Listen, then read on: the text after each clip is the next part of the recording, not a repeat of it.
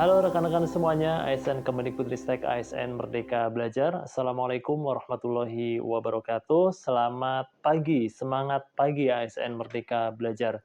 Izinkan saya, Bapak dan Ibu semuanya, rekan-rekan semuanya untuk menyampaikan beberapa hal terkait dengan kebijakan pengembangan kompetensi yang ada di Kemendikbudristek, terutama terkait dengan perencanaan pengembangan kompetensi. Jadi di dalam pengembangan kompetensi itu nanti akan ada tiga hal. Yang pertama adalah perencanaan pengembangan kompetensi, lalu kemudian yang kedua adalah pelaksanaan pengembangan kompetensi, dan yang ketiga adalah rekognisi. Dalam hal ini adalah untuk evaluasi pengembangan kompetensi yang telah Bapak Ibu semuanya lakukan. Dan Bapak dan Ibu semuanya, kami ingin memastikan bahwasanya Bapak dan Ibu semuanya ASN semua, ASN Kemendikbudristek ya, itu sudah memiliki yang namanya RPI atau Rencana Pembelajaran Individu. Nah, seperti ini ya formatnya. Nanti Bapak dan Ibu semuanya bisa membuatnya bersama ketua kelompok atau atasan atau verifikator Bapak dan Ibu semuanya. Dan Bapak dan Ibu semuanya, sebelum kita masuk kepada RPI atau Rencana Pembelajaran Individu, terlebih dahulu saya akan jelaskan terkait dengan kebijakan pengembangan kompetensi yang ada di Kemendikbudristek. Tentunya dengan penjelasan yang singkat dengan unsur 5W plus H ya, yaitu terkait dengan apa itu pengembangan kompetensi, lalu kemudian mengapa pengembangan kompetensi itu menjadi penting untuk rekan-rekan semuanya, dan kapan pengembangan kompetensi akan dilakukan, serta siapa yang melakukan pengembangan kompetensi. Dan yang terakhir kita akan berbicara terkait dengan strategi pengembangan kompetensi yang dilakukan oleh Kemendikbudristek agar pengembangan kompetensi bisa terlaksana secara sistematis, terintegrasi, dan berkesinambungan. Baik Bapak dan Ibu semuanya, dan yang terakhir, informasi yang terakhir adalah terkait dengan langkah apa yang perlu kita lakukan untuk melakukan pengembangan kompetensi, yaitu terkait dengan perencanaan pengembangan kompetensi.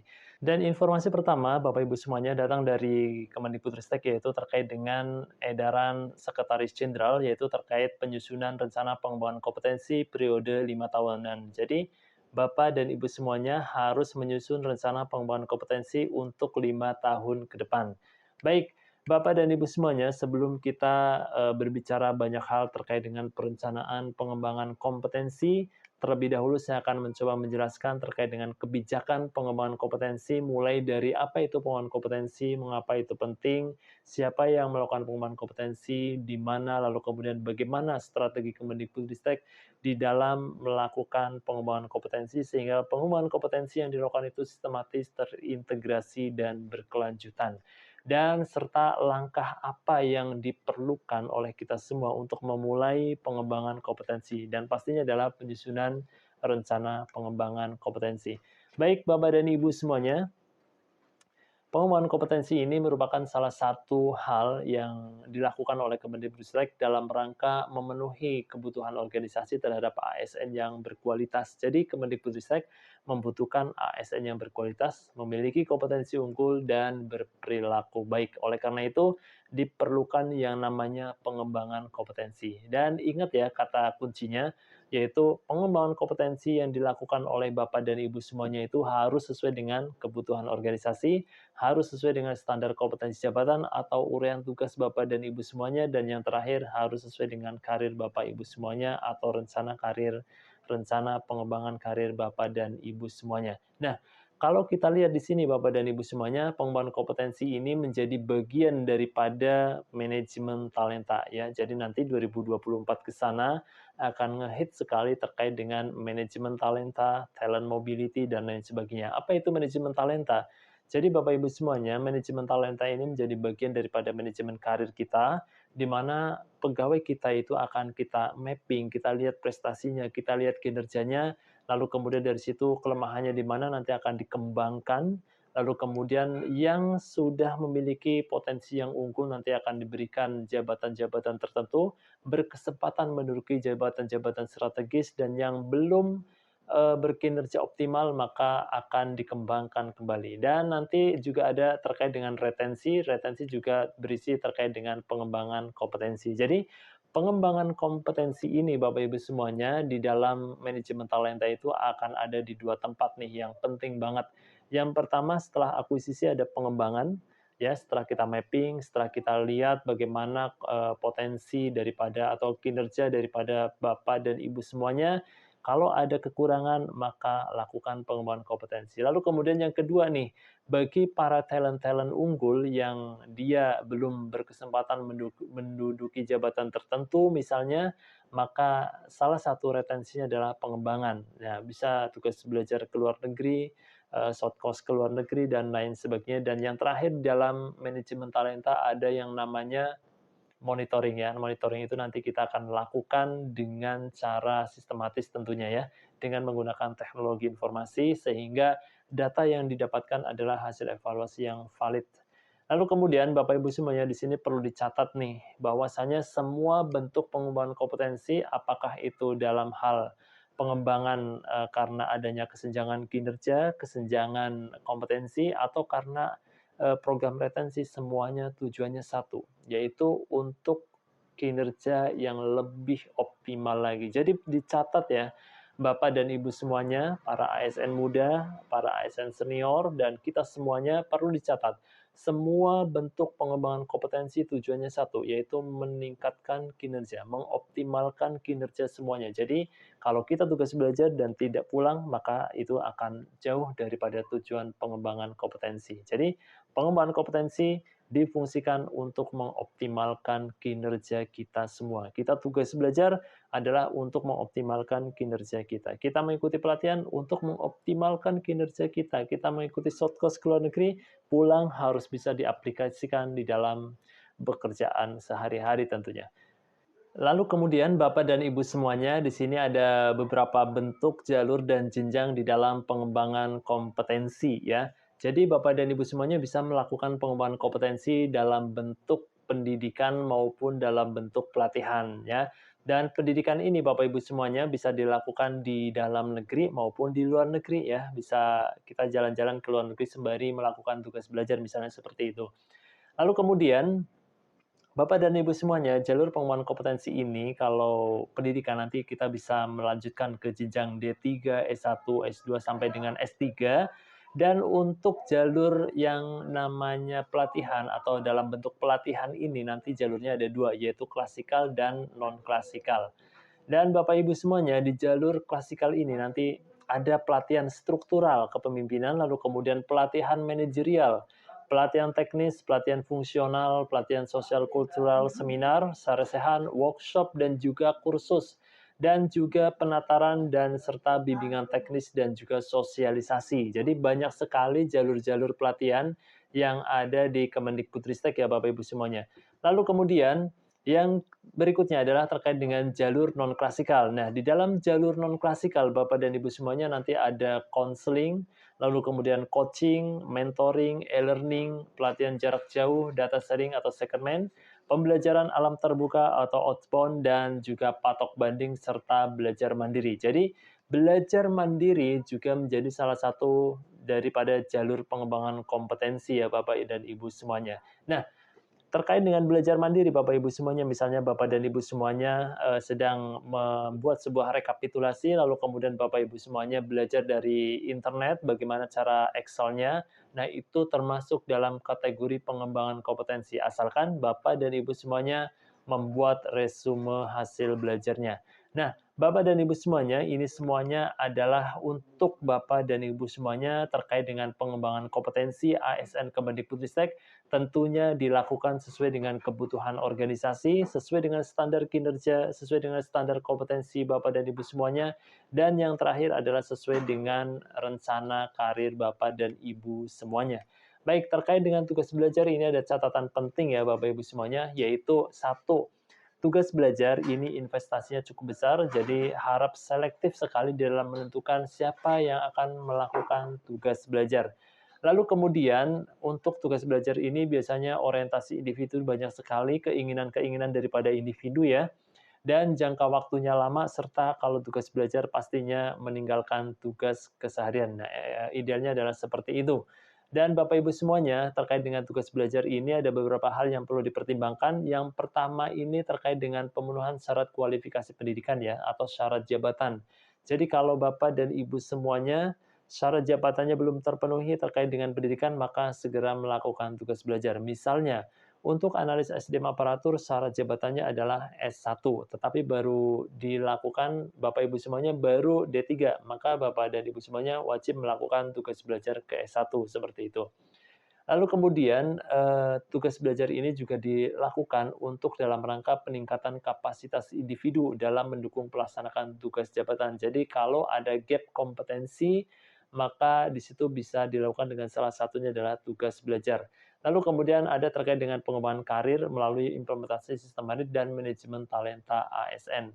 Baik Bapak dan Ibu semuanya, perlu diingat 3 hal ini, yaitu semua bentuk pengembangan kompetensi itu harus sesuai dengan kebutuhan organisasi, dan sesuai dengan standar kompetensi jabatan, dan sesuai dengan rencana karir Bapak dan Ibu semuanya, rencana pengembangan karir ya.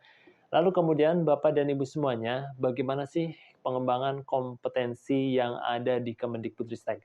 Nah, Bapak dan Ibu semuanya, pengembangan kompetensi yang ada di Kemendikbudristek ini nanti akan dilakukan secara sistematis, terintegrasi, dan berkesinambungan, artinya tidak terpisah-pisah ya, dan saling terkait. Dan itu semuanya dilakukan melalui yang namanya Wiyata Kinarya Merdeka Belajar untuk membentuk sebuah organisasi belajar. Artinya organisasi yang setiap hari kinerjanya selalu lebih baik lagi, lebih baik lagi, dan lebih baik lagi. Dan di sini Bapak Ibu semuanya, ada 3 hal yang akan dilakukan di Kemendikbudristek terkait dengan pengembangan kompetensi. Yang pertama adalah perencanaan. Jadi Bapak dan Ibu semuanya wajib melakukan perencanaan pengembangan kompetensi, tentunya dengan analisis kebutuhan pembelajaran atau yang dinamakan TNA. Nah, atasan Bapak Ibu semuanya, ketua kelompok Bapak Ibu semuanya sudah paham benar terkait dengan bagaimana cara melakukan TNA atau analisis kebutuhan pembelajaran. Jadi silakan percayakan dan diskusikan dengan ketua kelompok Bapak dan Ibu semuanya atau atasan Bapak Ibu semuanya. Itu yang pertama, perencanaan pengembangan kompetensi. Yang kedua adalah dilakukan realisasi. Nah, realisasi ini artinya Bapak Ibu semuanya setelah direncanakan nanti akan direalisasikan mengikuti pelatihan, berangkat tugas belajar, atau dan lain sebagainya sesuai dengan pengembangan yang Bapak Ibu rencanakan. Yang ketiga adalah rekognisi. Nah, rekognisi ini artinya Bapak dan Ibu semuanya mencatatkan hasil pembelajaran ke dalam sistem Dikbud HR kita atau MyASN.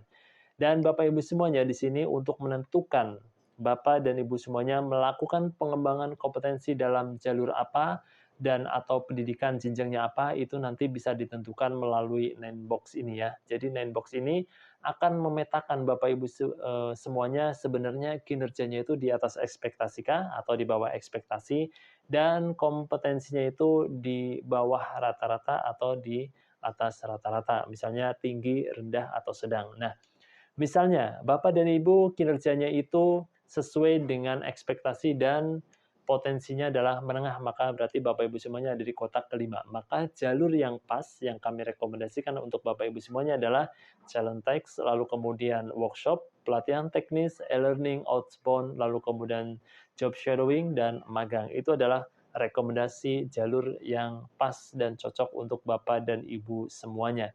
Kalau misalnya itu di grade ketujuh paling tidak, kinerjanya di atas ekspektasi, potensinya rendah, potensinya menengah, maka di situ bisa melakukan tugas belajar. Kenapa? Karena salah satu syarat tugas belajar adalah nilainya baik ya, 2 tahun berturut-turut bernilai baik SKP-nya. Dan ini semuanya bisa dilihat ya Bapak Ibu semuanya terkait dengan, cara menentukan jalur pengembangan kompetensi yang tepat untuk Bapak dan Ibu semuanya. Nah, ini ada beberapa rekomendasi pelatihan untuk, seluruh pegawai kita, terutama untuk pegawai-pegawai kita, lalu kemudian untuk, yang leader, lalu kemudian untuk yang mengurusi bidang teknologi informasi. Misalnya yang pertama terkait dengan pegawai dari mulai pelaksana sampai dengan jabatan fungsional, boleh mengikuti pelatihan ini, yaitu optimalisasi kinerja dengan AI terapan ya, menggunakan tools-tools AI itu seperti apa, sehingga kinerja Bapak Ibu semuanya menjadi lebih ringan. Lalu kemudian ada literasi digital kemarin sudah diwajibkan, lalu kemudian 3 isu kekerasan juga sudah diwajibkan. Lalu kemudian manajemen SDM, manajemen data ya, kita semuanya bekerja berdasarkan data. Jadi kalau Bapak Ibu semuanya menggunakan laptop itu artinya Bapak Ibu semuanya bekerja menggunakan data-data. Lalu kemudian ada design thinking, design sprint, lalu kemudian kemampuan berbahasa Indonesia, ada yang sudah UKBI, lalu kemudian komunikasi dan advokasi, kolaborasi dan kemitraan, lalu kemudian merdeka belajar. Nah, sangat disayangkan kalau kita sebagai ASN Kemendikbudristek tidak paham terkait dengan episode 1 sampai dengan 26 terkait dengan Merdeka Belajar. Nah, itu harus dipelajari ya Bapak Ibu dan Ibu semuanya. Sehingga kalau ada masyarakat yang tanya, minimal kita bisa menjawab. Lalu kemudian pemahaman terkait dengan regulasi, mengetik 10 jari dan terkait dengan Microsoft Office itu adalah pelatihan dasar yang harus Bapak Ibu semuanya seluruh pegawai kuasai. Nah, lalu kemudian di sini ada rekomendasi terkait dengan pelatihan untuk para leader nih, untuk para pimpinan JPT, JA, dan jabatan pengawas. Paling tidak harus memahami terkait dengan innovation and leadership in digital transformation, lalu kemudian terkait dengan big data, IoT, dan blockchain meskipun dasar-dasar ya. Jadi Bapak Ibu semuanya harus memahami itu.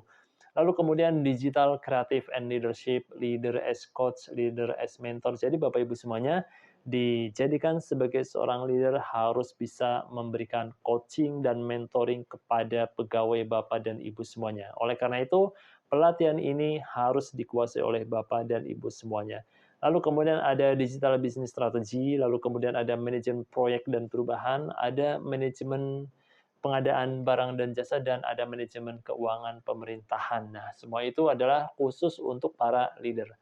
Lalu kemudian khusus untuk para tim IT nih, apa saja sih pelatihan yang kami rekomendasikan? Ada AKPSI, analisis kebutuhan dan perancangan sistem informasi, ada ISIT strategik, ada dinamika tim perangkat lunak, ada metode agile, lalu kemudian ada IT project management, database management, cloud computing, DevOps, AI, dan machine learning, big data, integration and enterprise architecture, lalu kemudian big data and analytic, lalu kemudian IT risk management dan mobile development, dan juga ada yang namanya programming ya. Programming bagi tim IT paling tidak harus menguasai salah satu bahasa pemrograman yang Bapak Ibu inginkan tentunya, yang Bapak Ibu butuhkan, maaf.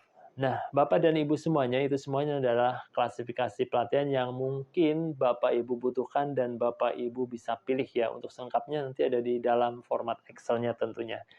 Dan Bapak Ibu semuanya terkait dengan batas minimal dan maksimal di dalam pembelajaran, kalau dulu ya sering disebutkan kalau minimal ASN itu harus 20 jam pelajaran, tapi dengan adanya indeks profesionalitas ASN maka lebih dari 20 pastinya.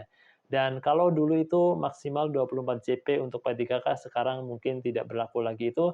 Yang penting semua ASN harus memenuhi ini, IP, indeks profesionalitas ASN ini ya.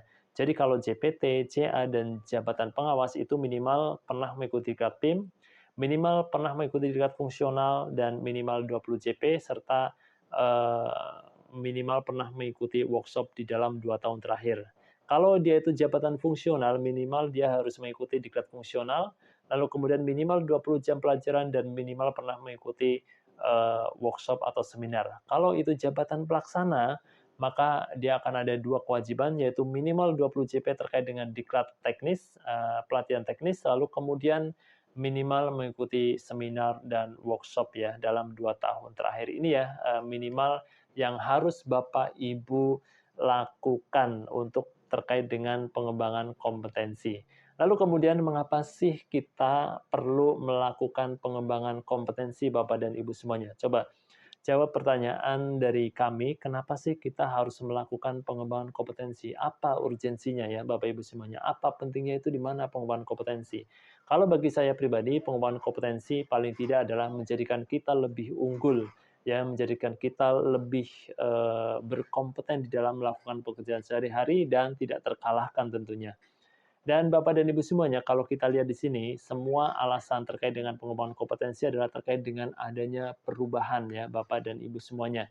Maka pemerintah mewajibkan pengembangan kompetensi karena landasan filosofisnya adalah terkait dengan banyaknya perubahan-perubahan yang terjadi di dunia ini ya. Semakin hari ilmu pengetahuan dan teknologi semakin berkembang, maka kita juga harus bisa menyesuaikan dan mengadopsi perkembangan tersebut sehingga kita bisa menyesuaikan kinerja kita lebih baik lagi dan lebih baik lagi. Nah, Di sini kalau kita lihat Bapak dan Ibu semuanya, terkait dengan landasan hukumnya pengembangan kompetensi, di Undang-Undang Nomor 20 Tahun 2023 sudah diwajibkan melakukan pengembangan kompetensi. Nah, itu juga ada peraturan-peraturan turunannya, ini bisa dibaca ya Bapak Ibu semuanya.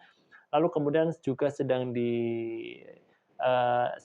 dibuat semacam RPP daripada, peraturan atau apa namanya, daripada undang-undang ini. Baik Bapak dan Ibu semuanya, di dalam Kemendikbudristek sendiri ada beberapa kebijakan terkait dengan pengembangan kompetensi. Yang pertama, Bapak Ibu semuanya, pengembangan kompetensi ini menjadi nilai dasar ya, yaitu dari, core values ASN berakhlak. Di situ ada terkait dengan kompeten. Jadi ASN itu harus kompeten. Lalu kemudian kami mendorong para jabatan pimpinan tinggi, lalu kemudian jabatan administrator dan jabatan pengawas untuk memotivasi, mendukung, dan memastikan pegawainya melakukan perencanaan pengembangan kompetensi dan melakukan pengembangan kompetensi. Dan Bapak Ibu semuanya, pengembangan kompetensi ini selain menjadi sebuah kewajiban juga menjadi sebuah hak bagi ASN Kemendikbudristek, dan rencana Bangkom ini disusun dengan pendekatan dialog kinerja. Jadi dasarnya adalah kinerja. Kinerja Bapak Ibu semuanya bagaimana didialogkan, didiskusikan dengan atasan Bapak Ibu semuanya, dengan ketua kelompok, lalu di situ bisa ditarik sebenarnya Bapak dan Ibu semuanya membutuhkan pengembangan kompetensi atau tidak. Lalu kemudian Bangkom ini dicantumkan dalam rencana kinerja ya, rencana SKP Bapak Ibu semuanya dicantumkan di situ sebagai sebuah capaian. Dan yang terakhir, Bapak Ibu semuanya ini masih menjadi perdebatan, masih menjadi wacana bahwasanya semua bentuk pelanggaran terkait dengan pengembangan kompetensi kan wajib ya. Jadi kalau Bapak Ibu semuanya melanggar, tidak melakukan pengembangan kompetensi, maka itu menjadi sebuah pelanggaran disiplin. Tapi ini masih menjadi wacana dan belum diketok palu.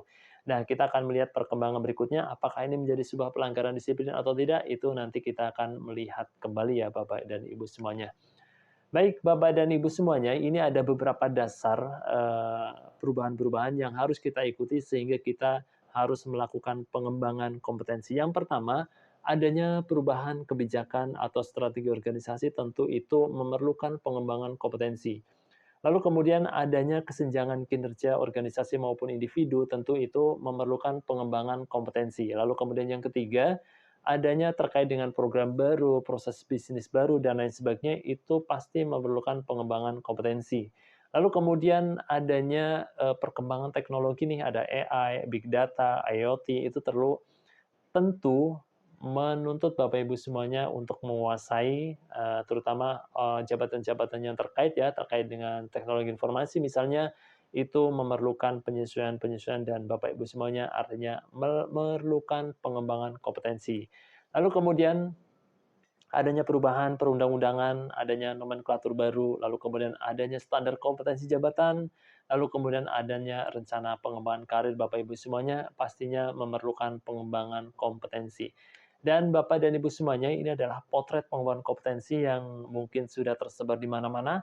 Artinya, yang pertama, Bangkom saat ini itu masih bersifat konvensional, seremonial, dan hanya menjadi tanggung jawab Biro SDM, Pusdiklat, padahal unit kerja masing-masing harus mendukung pengembangan kompetensi untuk seluruh pegawainya. Lalu kemudian Bapak dan Ibu semuanya, potretnya berikutnya adalah semua pengembangan kompetensi mayoritas belum terintegrasi dengan strategi organisasi, apalagi dengan strategi nasional. Nah, ini adalah potret suram yang harus kita benahi, yang harus kita perbaiki, sehingga pengembangan kompetensi nanti akan tepat sasaran sesuai dengan kebutuhan organisasi, sesuai dengan kebutuhan Bapak Ibu semuanya, di dalam berkinerja agar lebih optimal lagi.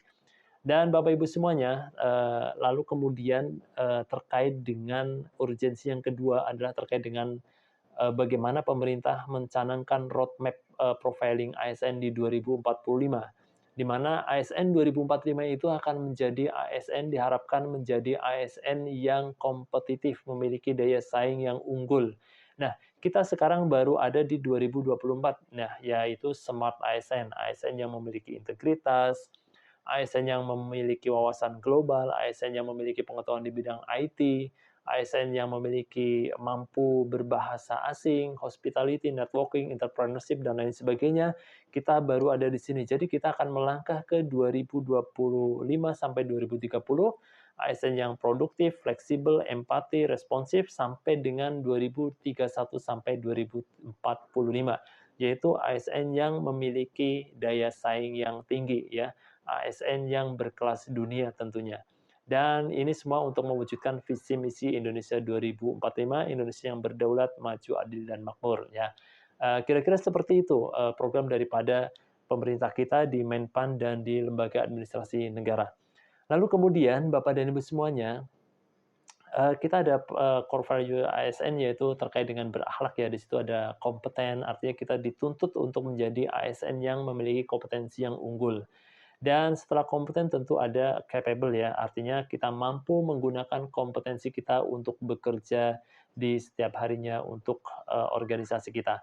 Dan Bapak dan Ibu semuanya, semuanya ini ada juga terkait dengan isu nih manajemen SDM aparatur, ya ini juga menjadi landasan kenapa pengembangan kompetensi ini menjadi sangat penting, ya, yaitu terkait dengan kualitas dan kinerja ASN konon masih rendah. Nah, ini bisa dirasakan ya oleh Bapak Ibu semuanya, masih rendah atau sudah tinggi? Silahkan dijawab dengan jujur, itu semuanya Anda pasti bisa merasakannya.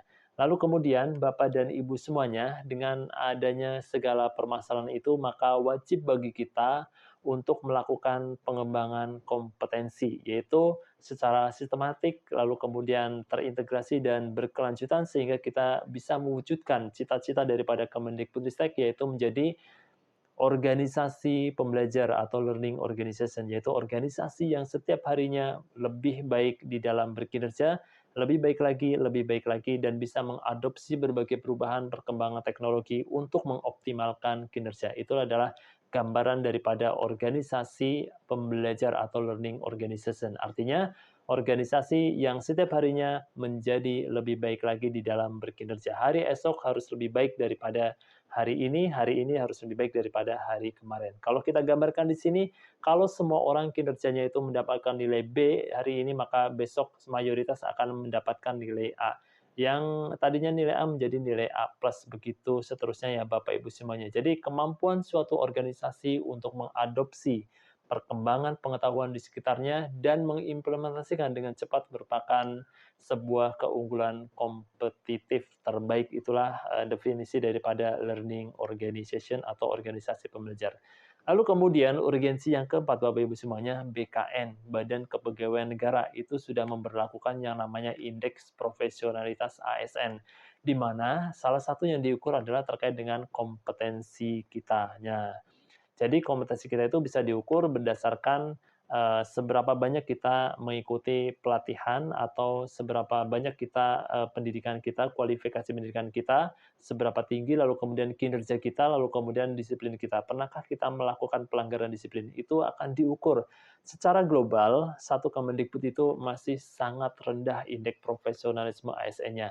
Dan kalau rendah itu akan berakibat pada remunerasi tentunya, dan berakibat kepada pendapatan Bapak dan Ibu semuanya. Oleh karena itu kita harus tetap menjaga agar kompetensi kita, indeks profesionalitas kita itu bernilai tinggi ya. Jadi Bapak Ibu semuanya terkait dengan IP ASN ini adalah salah satu hal yang harus kita penuhi. Oleh karena itu kita harus segera melakukan pelatihan-pelatihan terkait dengan jabatan kita. Baik itu jabatan pimpinan tinggi, jabatan administrator, jabatan pengawas, jabatan pelaksana maupun jabatan fungsional itu harus melakukan pengembangan kompetensi sesuai dengan arahan daripada indeks profesionalitas ASN, yaitu tingkat kepemimpinan, tingkat fungsional, tingkat teknis, seminar, workshop, dan lain sebagainya. Jadi IPASN ini merupakan sebuah instrumen yang digunakan untuk mengukur secara kuantitatif ya Bapak dan Ibu semuanya tingkat profesionalitas pegawai ASN yang hasilnya digunakan untuk penilaian dan evaluasi guna kepentingan pengembangan profesionalitas profesi ASN serta untuk memberikan standar bagi instansi dalam melakukan pengukuran IPASN secara sistematis, terukur, dan berkesinambungan. Dan di Undang-Undang Nomor 20 Tahun 2023, Bapak Ibu semuanya, penyelenggaraan kebijakan dan manajemen ASN itu berdasarkan asas profesionalitas. Baik, jadi ini sangat penting ya Bapak Ibu semuanya kalau ingin kita tetap bernilai baik, IP ASN-nya hijau, maka kita harus melakukan pengembangan kompetensi. Nah, itu semua adalah salah satu atau beberapa dasar terkait dengan mengapa sih penting ya dimulai dari undang-undang, lalu kemudian, peraturan-peraturan lainnya, kebijakan daripada Kemendikbudristek, sampai dengan, adanya perubahan dan tuntutan akan kinerja yang lebih optimal, sampai dengan IP ASN itu mewajibkan, membuat kita menjadi wajib melakukan pengembangan kompetensi. Walaupun pada dasarnya pengembangan kompetensi ini wajib karena kebutuhan kita sendiri agar kita itu lebih berkinerja optimal, agar kita itu lebih maju, agar kita itu lebih berdaya saing. Kalau saya pribadi, pengembangan kompetensi ini menjadi salah satu hal yang wajib saya lakukan karena saya membutuhkan agar lebih unggul daripada yang lain, agar lebih berkompeten, agar lebih bisa menyelesaikan pekerjaan-pekerjaan di kantor dengan cara-cara yang tidak biasa dan cepat, efektif, efisien. Karena pengembangan kompetensi ini wajib dilakukan untuk seluruh ASN Kemendikbudristek, baik PNS maupun P3K, maka kami menyarankan untuk organisasi, Bangkom ini menjadi salah satu bagian daripada rencana strategis organisasi. Lalu kemudian untuk pegawai, ya silakan untuk pengembangan kompetensi ini bisa dicantumkan sebagai kinerja utama di dalam SKP. Kenapa? Karena ini menjadi salah satu yang wajib yang harus dicapai oleh pegawai dan minimal 20 CP dengan minimal mengikuti seminar dan diklat fungsional atau diklat kepemimpinan. Nah, Bapak dan Ibu semuanya, kalau pengembangan kompetensi di Kemendikbudristek itu akan dilakukan dengan cara sistematis, terintegrasi, dan berkelanjutan, dari mulai perencanaan, lalu kemudian pelaksanaan di LMS maupun di KMS, lalu kemudian direkognisikan di dalam Dikbud-AR, dan semuanya itu dilaksanakan melalui WKMB. Lalu bagaimana sih strategi yang akan dilakukan oleh Kemendikbudristek untuk menjamin itu semua terlaksana dengan baik? Baik, saya akan memaparkan bagaimana strategi yang dilakukan oleh Kemendikbudristek di dalam melakukan pengembangan kompetensi, di dalam mengelola pengembangan kompetensi untuk 120.000 ASN Kemendikbudristek. Baik, inilah beberapa hal yang perlu saya sampaikan terkait dengan strategi organisasi. Nah, strategi inilah yang akan dilakukan oleh Kementerian Pendidikan, Kebudayaan, Riset, dan Teknologi. Dalam hal ini adalah oleh pengelola Wiyata Kinerja Merdeka Belajar. Nah, Bapak dan Ibu semuanya, keinginan dan harapan daripada kami di Kemendikbudristek, di Biro Sumber Daya Manusia, di Pusdiklat ya khususnya, itu semua bentuk pengembangan kompetensi yang akan dilakukan itu nanti akan dilakukan melalui WKMB berkoordinasi dengan WKMB. Nah, di dalam WKMB ini Bapak Ibu semuanya nanti semua bentuk pengembangan kompetensi akan dilakukan dengan sistematis, terintegrasi, dan berkelanjutan. Dan kita akan menggunakan 3R, yaitu perencanaan, lalu kemudian realisasikan, dan rekognisikan. Dan itu adalah hal standar yang sudah diatur oleh berbagai produk hukum terkait dengan pengembangan kompetensi di berbagai lembaga ya, seperti itu. Bapak dan Ibu semuanya, pengembangan kompetensi yang akan dilakukan itu harus memenuhi 3 unsur ini sesuai dengan kebutuhan organisasi, lalu kemudian sesuai dengan standar kompetensi jabatan atau urian tugas atau pekerjaan sehari-hari, dan sesuai dengan rencana pengembangan karir Bapak Ibu semuanya. Ini semua adalah definisi daripada training need analysis atau analisis kebutuhan pembelajaran. Nah, Bapak Ibu semuanya, terkait dengan strategi pertama, yaitu kami membentuk yang namanya WKMB atau Wiyata Kinarya Merdeka Belajar. Jadi masih tetap di Merdeka Belajar.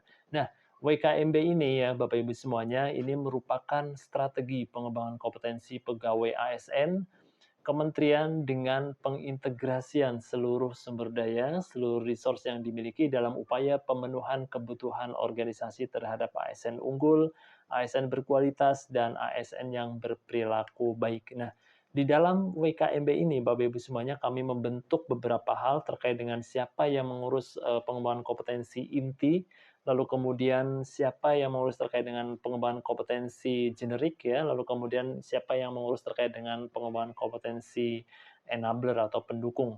Nah, di sini Bapak Ibu semuanya kompetensi ini inti mulai dari terkait dengan guru, tenaga kependidikan, pendidikan anak usia dini, pendidikan dasar, pendidikan riset dan teknologi, sampai dengan perbukuan bahasa dan sastra. Lalu kemudian terkait dengan wiyata pengembangan kompetensi generik ini ada terkait dengan leadership and talent development school, lalu kemudian organization culture dan lain sebagainya. Lalu kemudian di dalam kompetensi pendukung, nanti ada perencanaan terkait dengan hukum, terkait dengan SDM, terkait dengan organisasi dan tata laksana, serta keuangan, dan lain sebagainya. Nah, di dalam WKMB ini juga ada terkait dengan manajemen pengetahuan ya, atau KMS, nanti Bapak Ibu semuanya yang memiliki kompetensi berlebih, yang memiliki keahlian tertentu bisa berbagi, sharing terkait dengan apa yang Bapak Ibu miliki dan nanti akan mendapatkan poin tertentu. Lalu kemudian nanti akan ada yang namanya, di WKMB juga ada infrastrukturnya, yang ngurusin teknologinya, yaitu dari Pusdatin, lalu kemudian ada pusat penyelarasan dan lain sebagainya, dan ada juga tata kelolanya. Nah, di WKMB, Bapak dan Ibu semuanya, kami membentuk, seperti struktur, namun ini bukan sebuah jabatan struktural, tapi ini adalah yang mengelola dari mulai ketuanya, ketua daripada WKMB siapa? Yaitu Ibu Sekretaris Jenderal. Lalu kemudian di situ ada wakil ketua, nanti ada 4 wakilnya, yaitu dari bidang manajemen pembelajaran ada Pusdiklat, lalu kemudian bidang manajemen TI ada Kapusdatin, ada bidang manajemen pengetahuan ada kepala BKHM, lalu kemudian ada manajemen talenta dan kinerja itu adalah dari Kepala Biro Sumber Daya Manusia, itu adalah para wakil Wiyata Kinarya Merdeka Belajar ya, wakil ketua. Lalu kemudian ada direktur. Nah, direktur inilah yang membahas atau bertanggung jawab terhadap kompetensi bidang inti dan kompetensi bidang pendukung.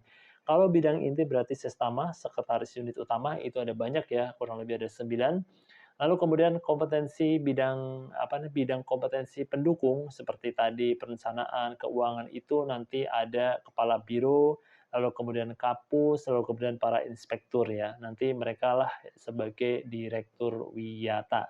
Dan untuk berikutnya adalah terkait dengan manajer pembelajaran. Jadi kita juga sudah membentuk yang namanya manajer pembelajaran. Di situ dialah para JF ahli utama dan JF ahli madya ya, rekan-rekan semuanya, yang ditugaskan oleh Direktur Wiyata tadi, Direktur Wiyata bidang kompetensi inti maupun Direktur Wiyata bidang kompetensi pendukung untuk melakukan 7 tugas ini, yaitu menyiapkan kurikulum dan materi pelatihan, melaksanakan proses pelatihan, melaksanakan kemitraan dengan pelatihan, melaksanakan rekognisi kurikulum dan materi, melaksanakan penjaminan mutu dan pelatihan, melaksanakan evaluasi, dan menugaskan administrator pelatihan. Nah, itu ya Bapak Ibu semuanya, struktur daripada WKMB atau Wiyata Kinarya Merdeka Belajar, dan di sini ada sekretariat Wiyata. Nah, saya termasuk di sekretariat Wiyata Kinarya Merdeka Belajar yang bertugas membantu Bapak dan Ibu semuanya terkait dengan proses pembelajaran di WKMB dari mulai perencanaan,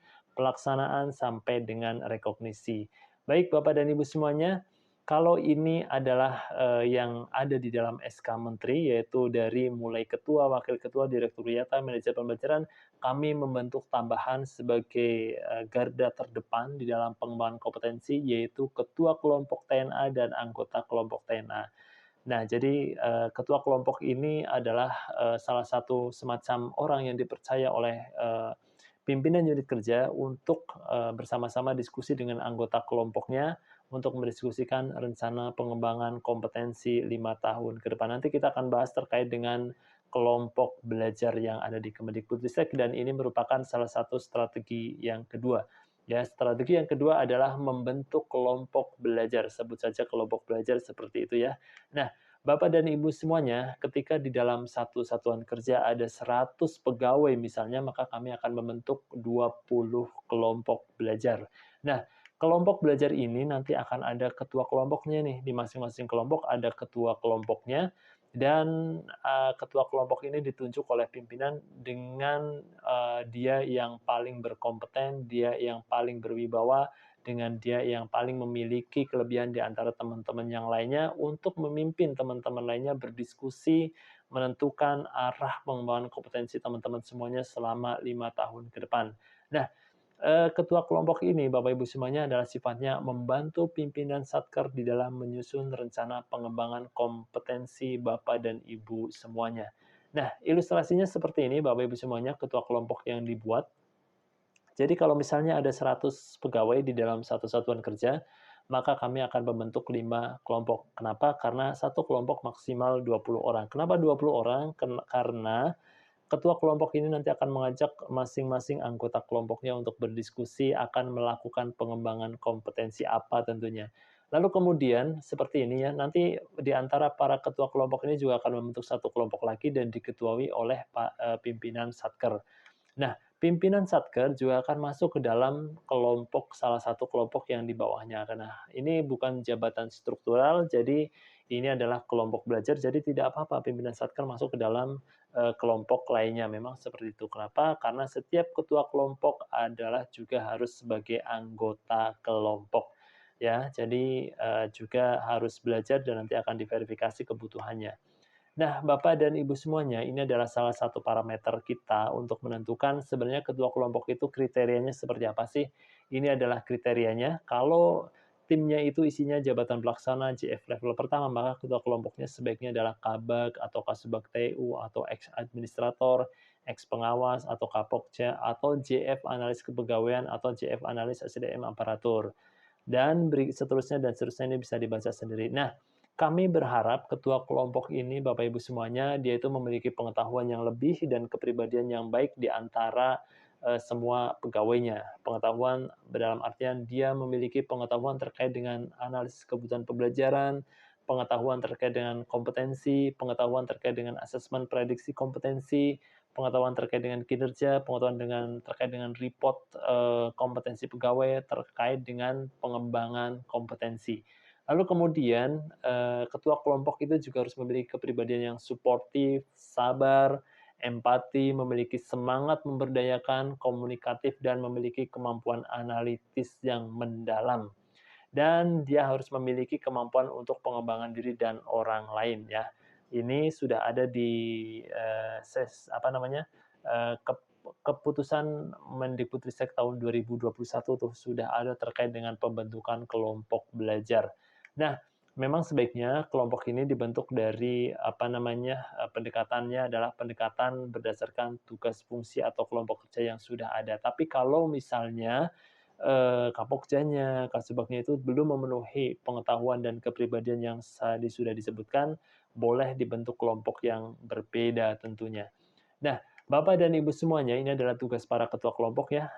Salah satunya adalah di nomor kelima, memverifikasi kesesuaian hasil diskusi rencana pengembangan kompetensi dengan data rencana pengembangan kompetensi yang Bapak Ibu semuanya inputkan. Lalu kemudian melakukan analisis ini terhadap masalah organisasi, artinya nimbrung dengan pimpinan unit kerja, berdiskusi sebenarnya organisasi kita memiliki masalah atau tidak, atau tantangan ke depan apa untuk organisasi kita, untuk satuan kerja kita. Lalu kemudian memprediksi nih tantangan organisasi di masa depan, melakukan analisis kebutuhan pembelajaran atau TNA, dan memberikan coaching dan mentoring, meskipun coaching dan mentoring ini adalah tugas atasan langsung, tapi bisa dideliverykan kepada ketua kelompok yang dalam hal ini dipercaya sebagai ketua kelompok belajar Bapak dan Ibu semuanya. Nah, eee, ketua kelompok ini sudah di-SK-kan dengan SK Kepala Biro ya, bukan Sekretaris Jenderal, lalu kemudian sudah diberikan pembekalan bagaimana cara melakukan TNA atau analisis kebutuhan pembelajaran. Lalu kemudian nanti peran ketua kelompok ini adalah sebagai admin pengembangan kompetensi yang akan memvalidasi, memfasilitasi, dan mengawasi Bapak Ibu semuanya atau anggota kelompok di dalam melakukan pengembangan kompetensi. Dan ini semuanya akan menjadi SKP atau sasaran kinerja pegawai ya. Jadi dinilai tenang saja, tidak akan sia-sia tentunya. Nah, mengapa sih penting dibentuk kelompok belajar atau TNA, Bapak Ibu semuanya? Ini semua agar tujuan daripada pengembangan kompetensi dilakukan dengan sistematis, terintegrasi, dan berkelanjutan melalui Wiyata Kinerja Merdeka Belajar, dan terencana, terrealisasi, dan terrekognisi dengan baik, maka kita perlu yang namanya analisis kebutuhan pembelajaran. Nah, ketua kelompok inilah yang akan membantu pimpinan satuan kerja di dalam melakukan analisis kebutuhan pembelajaran yang akan berdiskusi dengan Bapak dan Ibu semuanya sebagai anggota kelompok akan melakukan pengembangan kompetensi apa selama 5 tahun ke depan. Nah, ini bisa lihat dari sini Bapak Ibu semuanya bahwa berdasarkan Permendikbud nomor 34 yang wajib melakukan atau menyusun rencana pengembangan kompetensi ASN adalah pimpinan unit kerja. Nah, itu dituntutnya adalah sesuai dengan kebutuhan organisasi, sesuai dengan standar kinerja jabatan, standar kompetensi jabatan, dan sesuai dengan rencana pengembangan karir. Itu adalah tuntutan untuk melakukan TNA atau analisis kebutuhan pembelajaran.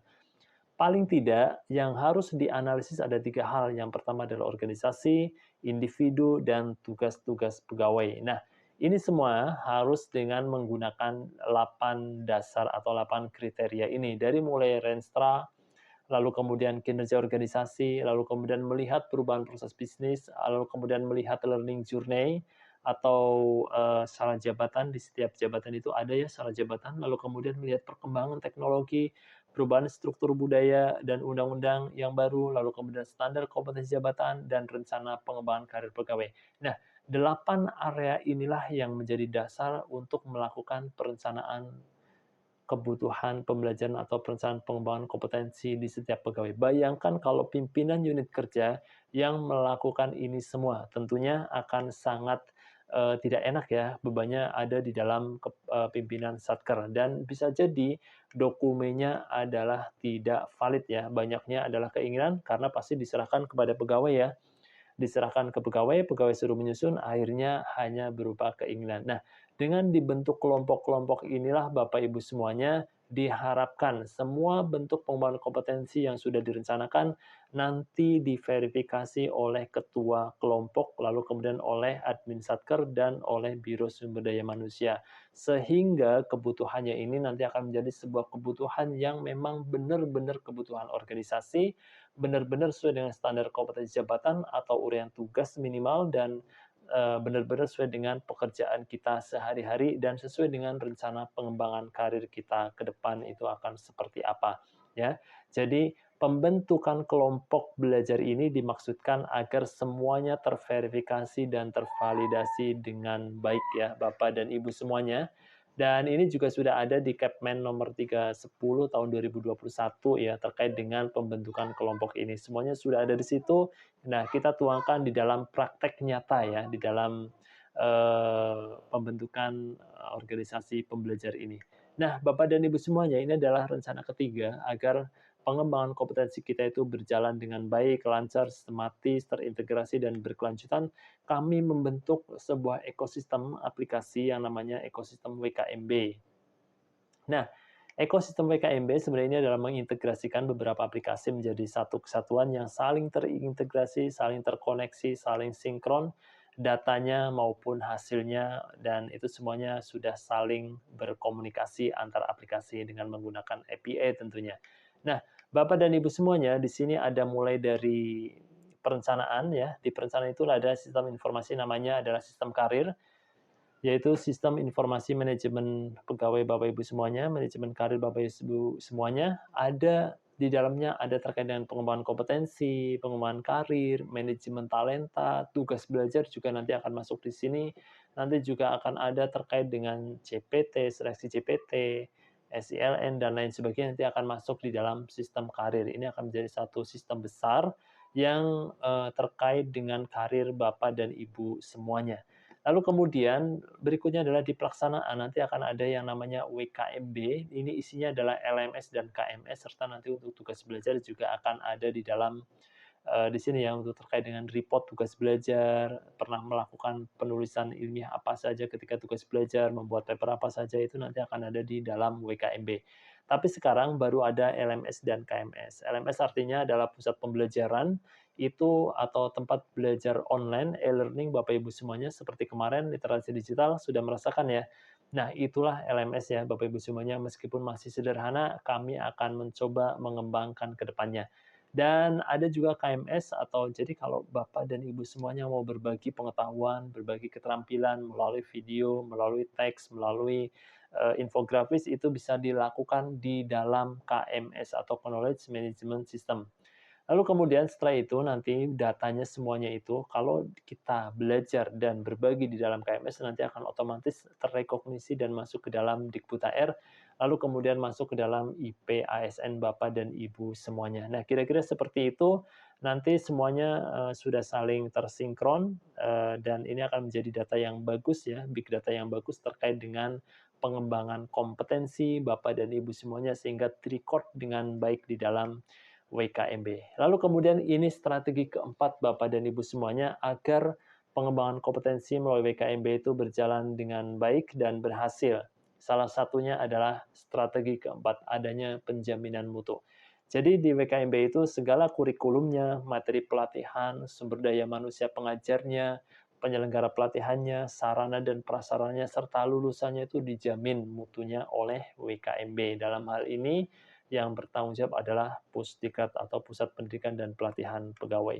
Dan Bapak Ibu semuanya, ini adalah strategi kelima Bapak Ibu semuanya, yaitu terkait dengan TNA. Jadi, kita melakukan analisis kebutuhan pembelajaran agar mendapatkan bahwa semua Bangkom itu benar-benar kebutuhan organisasi, benar-benar sesuai dengan standar kompetensi jabatan, dan benar-benar sesuai dengan karir Bapak Ibu semuanya. Nah, di dalam TNA ini kita akan melihat nih bagaimana sih kinerja saat ini dibandingkan dengan kinerja yang diharapkan dan juga kita melihat keberhasilan jangka panjang sebuah organisasi. Jadi kalau ada peluang-peluang apa juga nanti akan dimasukkan dalam unsur training need analysis. Nah, di dalam TNA ini, Bapak Ibu semuanya, kita akan melihat dua hal, yaitu secara top down dan bottom up. Top down artinya kita akan melihat bagaimana organisasi, lalu kemudian bagaimana kebutuhan organisasi, lalu kemudian bagaimana kebutuhan terkait dengan kapabilitas pegawai. Nah, kita akan melihat empat item ini, yaitu organisasi, tugas, individu, dan juga lingkungan. Nah, kalau pada level organisasi, TNA-nya itu nanti akan dilakukan oleh para ketua kelompok berkumpul dengan pimpinan Satker membahas masalah-masalah dan tantangan organisasi di masa depan.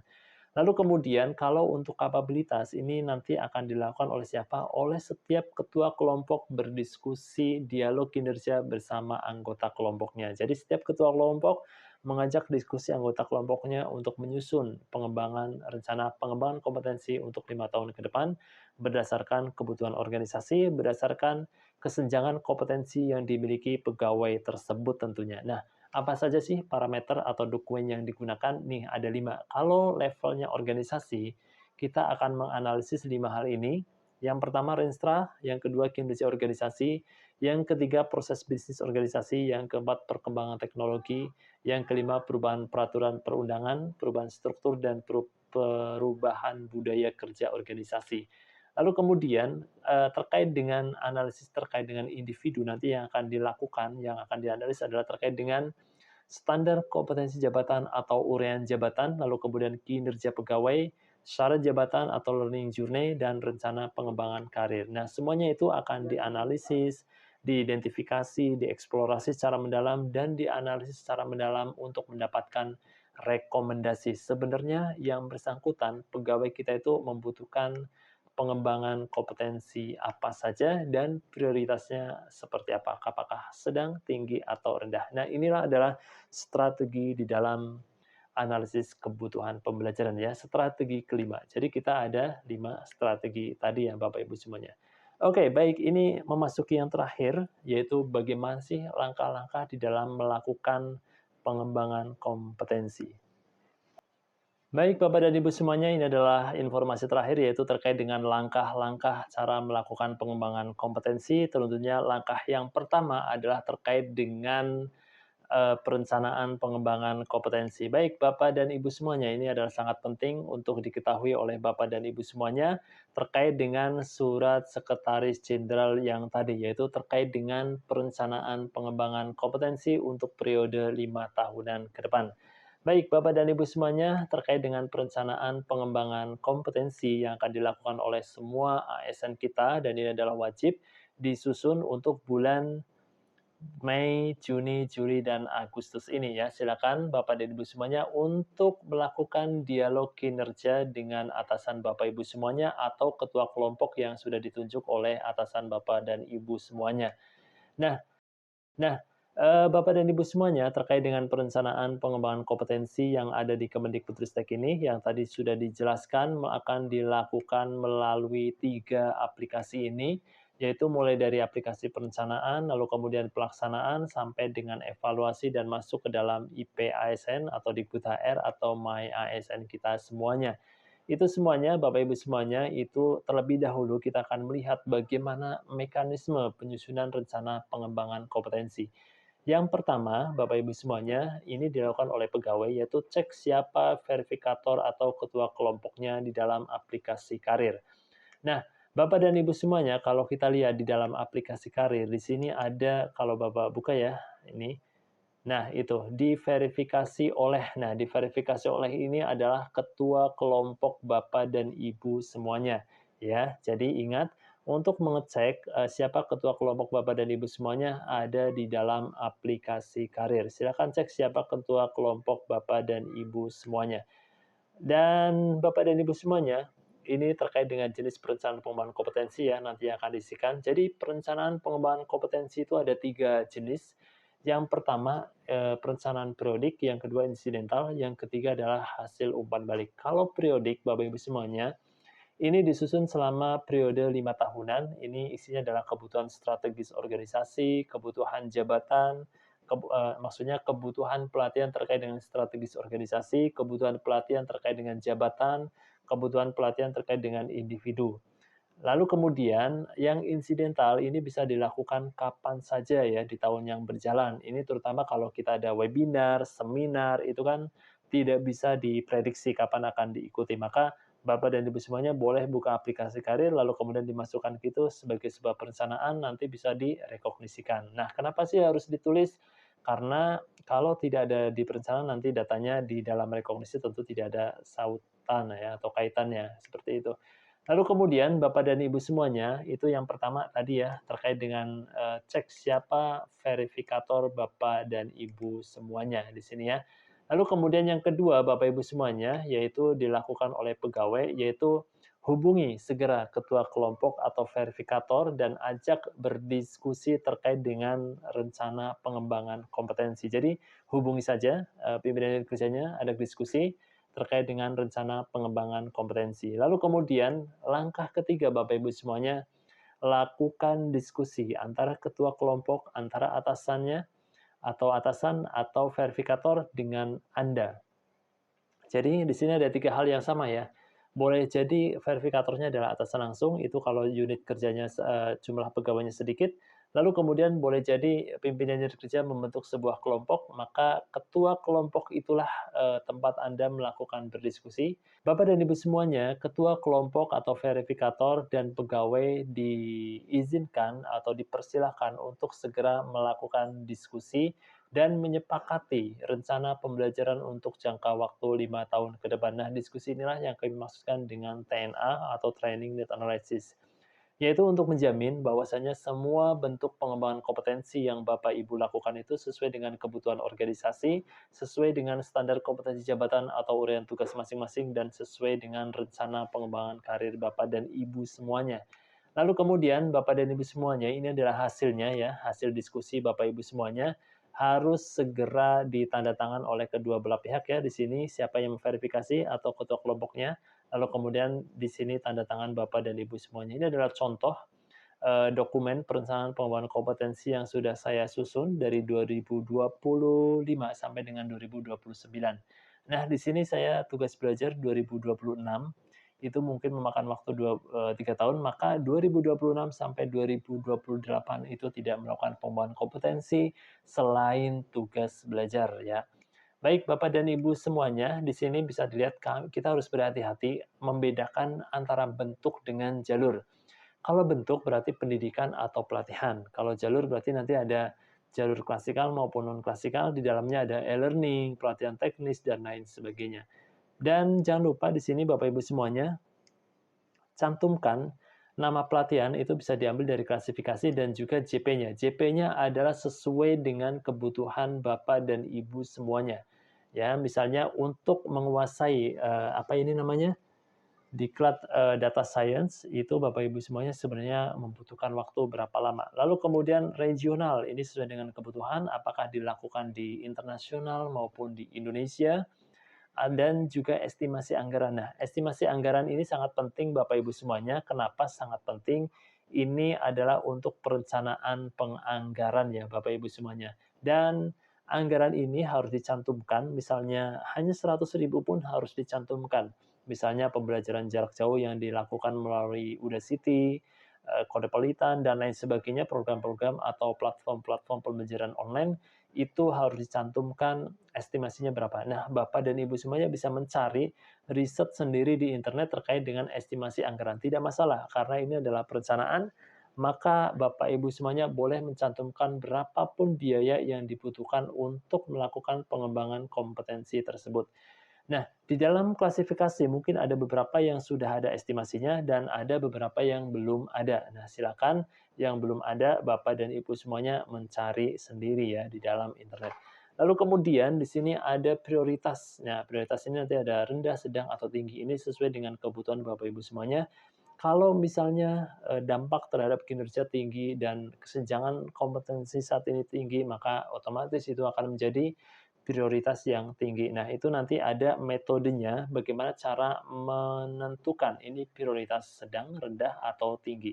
Itu nanti ketua kelompok Bapak Ibu semuanya sudah mengetahui karena yang bersangkutan sudah belajar cara melakukan TNA atau analisis kebutuhan pembelajaran. Nah, Bapak dan Ibu semuanya, rencana pengembangan pegawai atau individual development plan ini disusun oleh ketua kelompok dan pegawai, artinya ada diskusi di situ, lalu kemudian diverifikasi oleh ketua kelompoknya, lalu kemudian diverifikasi oleh satuan kerja dan divalidasi oleh Biro Sumber Daya Manusia. Nah, kalau Bapak Ibu semuanya sudah memiliki dokumen seperti ini, maka silakan di-upload dan di-submit ke dalam sistem informasi yang sudah disediakan.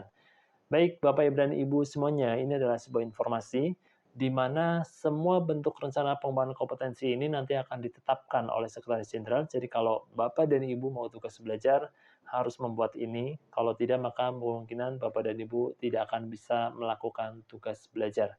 Kenapa? Karena di dalam perencanaan tidak ada ya, seperti itu. Nah, data ini Bapak Ibu semuanya nanti akan dibawa di dalam rakor tahunannya Pusdiklat, rakor tahunannya kita di WKMB untuk menentukan kapan akan dilaksanakan ya Bapak dan Ibu semuanya. Nah, terkait dengan perencanaan Bapak Ibu semuanya, ini adalah sistem manajemen karir ya. Lalu kemudian Bapak Ibu semuanya bisa login dan login dengan menggunakan akun Dikbud HR masing-masing tentunya. Dan di situ silakan Bapak Ibu semuanya dibuka lalu kemudian di-update informasi terkini ya Bapak Ibu semuanya terkait dengan data-data Bapak dan Ibu semuanya. Nah, di dalam sistem karir ini tadi sudah dibilang ada menu verifikator tuh. Siapa verifikator kita, lalu kemudian di situ ada berapa yang sudah diverifikasi, berapa yang belum itu ada di situ ya. Lalu kemudian di bawah, paling bawah ini adalah rencana pengembangan kompetensi pada tahun ini. Kalau misalnya sekarang tahun 2024, maka yang akan dimunculkan di situ adalah tahun 2024. Nah, di sini ada tombol-tombol nih. Kalau misalnya dia itu direkognisi apakah itu tugas belajar, itu tinggal diklik tombol tersebut lalu disubmitkan. Nah, ini ada setiap warna itu ada kodenya ya. Warna hijau untuk yang disetujui, warna merah yang ditolak, yang biru yang belum diverifikasi. Nah, Bapak dan Ibu semuanya, di sini ada menu fitur yaitu pengembangan kompetensi, itu bisa diklik untuk menuliskan rencana pengembangan kompetensi Anda. Jadi kalau Anda sudah memiliki dokumen yang seperti ini, dokumen yang nah seperti ini, Bapak Ibu semuanya, maka silakan dibuka sistem karir, lalu kemudian disubmit sesuai dengan yang tertulis di dalam dokumen yang sudah disepakati ini. Nah, bagaimana caranya? Silakan ini diklik ya, pengembangan kompetensi ini, lalu kemudian klik di situ ada tombol tambah ya, tombol tambah diklik saja, lalu kemudian dimasukin tuh, tahun 2026 akan belajar apa, pelatihan atau pendidikan, lalu kemudian dipilihlah itu klasifikasinya, lalu kemudian jalurnya, lalu kemudian pelatihannya, sampai dengan dibaca tuh ada penjelasan pelatihan apa itu, lalu kemudian estimasi anggaran juga dimasukkan di situ ya, lalu kemudian klik tombol submit. Nah, Di sebelah kanan ini adalah referensi yang mungkin ada. Tidak semua pelatihan ada referensi harganya. Kalau belum ada, berarti Bapak dan Ibu semuanya silakan mencari referensi harga di internet. Kalau sudah ada, maka bisa gunakan referensi yang ada di sini ya. Misalnya untuk klasikal nih, kalau kita mengikuti pelatihan klasikal, maka di situ ada estimasi anggarannya. Kalau klasikal di internasional berapa, klasikal di nasional berapa. Lalu kemudian kalau non klasikal juga di situ ada estimasi anggarannya ya Bapak Ibu dan Ibu semuanya. Lalu kemudian setelah submit bisa dicetak dan kemudian bisa ditandatangani atau kalau tadi sudah ditandatangani bisa langsung di-upload ya di tombol sebelah kanan ini ada tombol untuk mengupload. Nah, ini dia upload hasil TNA. Jadi, dokumen tadi yang sudah disusun, yang sudah ditandatanganin itu, silakan diupload ke sini sebagai bentuk perencanaan pengembangan kompetensi, sebagai evidence, sebagai bukti dukung kalau rencana Bapak dan Ibu semuanya sudah diverifikasi oleh ketua kelompok, oleh pimpinan Satker, dan juga oleh Biro Sumber Daya Manusia ya.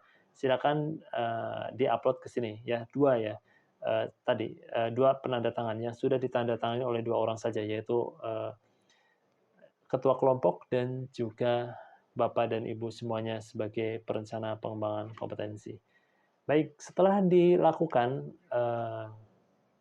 verifikasi, nanti Bapak Ibu semuanya itu nanti akan masuk ke dalam sistem kami, yaitu di WKMB, yaitu di karir.kemdikbud.go.id, di ekosistem WKMB, semuanya itu nanti akan berjalan di situ, yang nanti juga akan kami masukkan ke dalam sistem pembelajaran. Jadi kalau Bapak dan Ibu semuanya sudah merencanakan, dan di dalam LMS juga ada pelatihan, maka Bapak dan Ibu semuanya akan mendapatkan notif. Ini loh, pelatihan yang sudah direncanakan oleh Bapak dan Ibu semuanya sudah tersedia, silakan daftar. Nah, biasanya seperti itu notifikasinya dalam bentuk pop-up biasanya. Tapi nanti kami akan mencoba untuk berinovasi kembali sehingga pop-up-nya itu notifnya itu benar-benar bisa menyatu dengan gadget Bapak dan Ibu semuanya. Nah, ini adalah LMS ya, tempat belajar Bapak dan Ibu semuanya. Ada pelatihan-pelatihan yang mungkin dilaksanakan secara e-learning bisa dipelajari di sini di wkmb.kemdikbud.go.id dan juga nanti ada pelajaran teknis yang misalnya dilakukan secara klasikal juga nanti materinya akan diupload di dalam WKMB. Jadi definisi semua bentuk pengembangan kompetensi harus dilaksanakan melalui WKMB adalah semua materi, semua catatan harus ada di dalam WKMB dan terkoordinasi dengan WKMB. Dan Bapak Ibu semuanya, kami akan melakukan pemantauan data, siapa yang belum melakukan perencanaan, siapa yang sudah, itu di sini semuanya. Dari mulai levelnya Satker sampai dengan level individu. Nanti kami bisa melihat dan tentu kami akan menyurati dan menegur siapa-siapa yang belum melakukan perencanaan pengembangan kompetensi. Karena itu sifatnya wajib, maka Bapak Ibu semuanya harus melakukan. Kalau ini dilakukan mungkin perlu waktu 1 hari saja sih sebenarnya ya. Jadi silakan bulan Mei, Juni itu melakukan dialog dengan ketua kelompok, hasilnya diinputkan pada bulan Juli nanti ya, itu. Baik Bapak dan Ibu semuanya, ini pegawai kita 120.000 ini sangat banyak ya. Jadi sebisa mungkin, semua bentuk perencanaan itu benar-benar sesuai dengan prioritas ya. Lalu kemudian pastikan bahwa segala bentuk pengembangan kompetensi itu sesuai dengan kebutuhan organisasi, sesuai dengan standar kompetensi jabatan, sesuai dengan uraian tugas, sesuai dengan kinerja Bapak Ibu semuanya di setiap hari, dan sesuai dengan rencana pengembangan karir Bapak dan Ibu semuanya. Sehingga nanti tepat sasaran segala bentuk pengembangan kompetensi yang dilakukan oleh pegawai. Nah, itu tadi ya Bapak Ibu semuanya terkait dengan langkah-langkah untuk melakukan pengembangan kompetensi dan kita baru di dalam langkah pertama, yaitu melakukan perencanaan pengembangan kompetensi. Nah, setelah itu nanti mungkin akan ada video terkait dengan bagaimana cara merealisasikan, cara melaksanakan pengembangan kompetensi, dan cara merekognisikan. Oke, tentu kami akan kemas sedetail mungkin dengan 5W plus 1H ya, terkait dengan pengembangan kompetensi.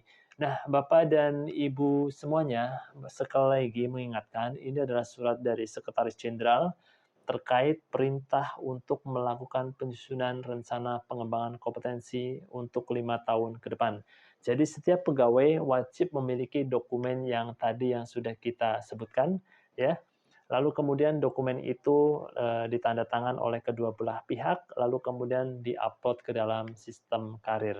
Nah, itu Bapak dan Ibu semuanya ini sebagai informasi terakhir, kami sedang mengembangkan sistem-sistem ini sehingga menjadi user friendly dan lebih mudah digunakan oleh Bapak dan Ibu semuanya. Kalaupun saat ini masih banyak kesalahan data, anomali data, dan UX, user experience dan user interface-nya masih kurang berkenan, masih kurang bagus dan kurang layak, mohon dimaklumi, dan kami di tahun 2024 ini akan menyempurnakan bagaimana UX UI daripada laman WKMB ini sehingga nanti pembelajaran Bapak Ibu semuanya akan semakin baik lagi dan semakin menyenangkan karena kita kalau belajar itu tentunya harus senang. Baik, itu terima kasih dari saya Bapak dan Ibu semuanya. Ini adalah terkait dengan pengembangan kompetensi ya. Jadi, kita bersama-sama harus belajar kembali, untuk melakukan pengembangan kompetensi sehingga kita menjadi SDM yang kompetitif, SDM yang unggul, SDM yang mampu berkinerja optimal di setiap harinya. Nah, itu tadi rekan-rekan semuanya, rekan-rekan Kemendikbudristek, rekan-rekan ASN Merdeka Belajar, sedikit informasi tentang program pengembangan kompetensi yang ada di Kemendikbudristek, serta langkah yang akan kita lakukan di dalam melakukan pengembangan kompetensi. Dan tentunya dimulai dari perencanaan pengembangan kompetensi. Untuk berikutnya akan ada video terkait dengan pedoman bagaimana cara melakukan input data rencana pengembangan kompetensi. Dan tentunya setelah rekan-rekan semuanya melakukan dialog kinerja dengan atasan Anda atau ketua kelompok Anda atau verifikator Anda. Oleh karena itu, silakan dilihat di dalam aplikasi karir siapa verifikator Anda ada di dalam dashboard di bagian atas. Di situ akan terlihat siapa verifikator Anda. Dan silakan ajak diskusi, ajak berdialog terkait dengan rencana pengembangan kompetensi Anda, lalu kemudian minta diverifikasi dan disepakati. Ya, seperti itu. Nanti bentuknya akan seperti ini tentunya, yaitu rencana pembelajaran individu ya. Baik Bapak dan Ibu semuanya, terkait dengan rencana pengembangan kompetensi, ingat selalu 3 hal. Yang pertama, semua bentuk pengembangan kompetensi yang Bapak Ibu lakukan itu harus sesuai dengan kebutuhan organisasi. Kalau tidak sesuai, maka kemungkinan akan di-reject. Lalu kemudian yang kedua, Bapak Ibu semuanya, semua bentuk pengembangan kompetensi itu harus sesuai dengan standar kompetensi jabatan, harus sesuai dengan uraian tugas Bapak Ibu semuanya, dan harus sesuai dengan tugas-tugas keseharian Bapak dan Ibu semuanya. Lalu kemudian yang ketiga, semua bentuk pengembangan kompetensi yang Bapak Ibu lakukan itu harus sesuai dengan karir Bapak Ibu semuanya, harus sesuai dengan rencana pengembangan karir Bapak dan Ibu semuanya. Ingat 3 hal itu dan silakan melakukan pengembangan kompetensi yang sudah disarankan oleh verifikator, oleh ketua kelompok, oleh atasan Anda berdasarkan dialog kinerja. Oke, demikian dari saya. Sampai jumpa di video berikutnya di dalam pedoman input data perencanaan pengembangan kompetensi. Oke, sampai jumpa dan assalamualaikum warahmatullahi wabarakatuh.